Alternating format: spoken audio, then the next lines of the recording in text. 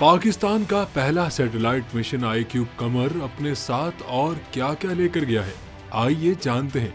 चीन के साथ ताउन से पाकिस्तान का पहला सैटेलाइट मिशन IQ कमर चीन के हैनान स्पेस लॉन्च साइट से 3 मई को 2:27 पर खला में भेजा गया है और सैटेलाइट मिशन 3 से 6 माह तक चांद के अतराफ चक्कर लगाएगा। चीन का चैंगी 6 चांद के तारीख हिस्से में लैंड करेगा, जबकि उसके मिशन में फ्रांस, स्वीडन और इटली के सैटेलाइट भी शामिल हैं। इस मिशन में France detection of outgassing radon आला फराहम कर रहा है, जो चांद की क्रिस्ट से रेडॉन के अखराज का पता लगाएगा, जबकि मिशन में स्वीडन की जानिब से चांद की सतह पर मनफी आयंस पर मुश्तमिल पेलोड शामिल है। इसके अलावा एक अतालवी लेजर रेट्रो रिफ्लेक्टर भी पेलोड में शामिल है। स्पार्को और चीन की शंघाई जियाओ टोंग यूनिवर्सिटी के ताउन से तैयार 7 किलो वजनी IQ कमर सैटेलाइट पेलोड मिशन में मौजूद है।